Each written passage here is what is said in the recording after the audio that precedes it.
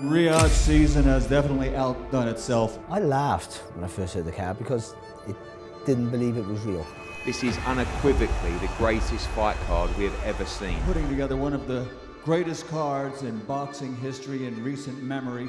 It was a pinch yourself moment. Perhaps the best ever. Any one of those fights could be a headliner in any other card. It's the greatest boxing card we have ever seen. And I feel like this is the perfect start for the boxing calendar to see the two best light heavyweights, 2 pound for pound stars go again. To have that caliber of fighters all in the same card in the same evening is amazing.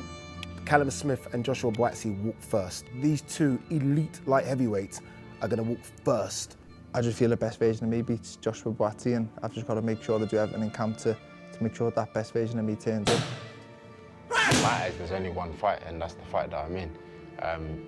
Yeah, there's other fights, but I'm, thinking about my fight, and my fight is like the only fight that's happening on the night. Like you can lose it all like that, especially in our sport. Definitely, I want to see Virgil Ortiz come back at 154 pounds. And that fight against Madrimov is really going to give him a run for his money. I'm very honored, very grateful to be able to showcase my skills on this card with other great fighters as well. Virgil Ortiz, once again, is proving that he is the very best. Fighting Madrimov after fighting Boacek, I mean, who does that? Every single fighter here, congratulations for having the courage and for having the cojones to take these types of fights. I am going to say I'm a diehard Virgil fan, no doubt, but I also know the type of boxing that Madrimov brings to the table, and I think this is a good test for both. My personal interest is Carlos Adames versus Hamza Shiraz, because I think we might get a new world champion, but this is such a step up for young Shiraz that he's going to have to be at his very best, better than we've seen him before. Where I know mentally and physically that this is where I'm kind of peaking in terms of performance-wise and whatnot. I understand there's a lot more to come, like still another 5, 6, 7 years in the game, but as for now, as for a first world title shot, I don't think I could ever be more ready than I am now. Technical boxer, a good, strong puncher as well, so I think, and it's for the middleweight championship of the world, which is always an exciting division, and I think that might be the fight of the night. It's insane. Every fight's intriguing. You have Shakur Stevenson versus Floyd Schofield. Shakur, a pound for pounder. He got to delude himself into believing that he's going to win, so he could build up the courage to get in the ring. Second best 135 pounder going up against a young kid who's asked for it and called him out. We love that. We love all bit. So every fight has story and intrigue. It's the greatest fight card there is. I'm very excited to be fighting for the championship of the world for the second time. 2-time world champion sounds beautiful. Removing the main event. Removing the main event.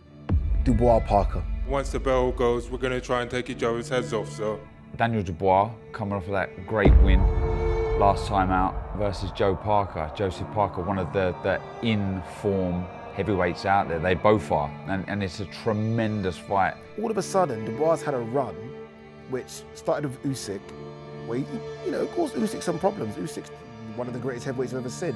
Usyk, Miller, Hrgovic, AJ, Parker is the greatest heavyweight run of this era. No one's doing that. And the fact he's going to fight Joseph Parker, who's coming off a career best win against Zhili Zhang, he's fighting another killer. But I think Parker could do it. This is what makes it so intrigued for me. I think Parker could beat Dubois. I'm confident I can get through him and go through him like a train, There's no stopping me now. Too fast. Movement's going to be on point, going to be deliberate, precise. Two fighters that truly believe they're going to go on and replace the big guns in the division. The main event on top of a whole stack of main event quality fights. When I saw it, I was like, this ain't happening. Because I thought they can't turn around that quick. No politics, it was done very swiftly. With rematches, you always think the boxer of the two can adapt the better. Like I always refer to a boxer going into their tool bag like a mechanic and finding a tool for the problem. He literally emptied the tool bag. He went in that one, that one. He literally threw everything he could at Beterbiev. Today I want not only just belts, I want revenge. I wanna fix what I did before. I wanna win, not just belts. It's not only about belts now. The puncher, which is Beterbiev, who can box, of course, but he's the puncher. they'll do what they have to do. They bully you, they bully you, they bully you. And the boxer, look, if he can cope with the pressure, it's fine, he wins the fight. If he can't cope with the pressure, then he gets beat. He needs to risk a lot more in this fight. He's gonna have to sit, he's gonna have to bang it out, he's gonna have to go, you know, toe-to-toe. I thought Bivol fought a perfect fight. The problem is, I thought Beterbiev fought a perfect fight as well, so... My goal is now to keep my belts, and I will do my best to do that. What I saw in the first Beterbiev-Bivol one was Beterbiev doing what he does best, which is literally going after his prey. He's such an animal with intelligence that it's hard to think how you cope with that pressure. I think Beterbiev has the skill set to just plow his way through anything, and he's just a boogeyman at that division. Light heavyweight is his division. You saw good episodes, which I did. I just need 3 times more. I remember after fight, when they interview me, I tell them, he did good job, he did good job too, but today God, Allah chose me. My fear for Bivol is that Beterbiev, 5 months prior to the October fight, had knee surgery. If that's what he could do at that age, at only 80%, imagine what he could do at 100%. I just know that the first fight being there, I tipped Bivol to just have nicked it. But again, it'll be a good fight. Who's done the homework, who studied more, who can make the better adjustments and stick to the game plan. The only factor I think Bivol can think of is age surely has to, at some stage, catch up with Beterbiev.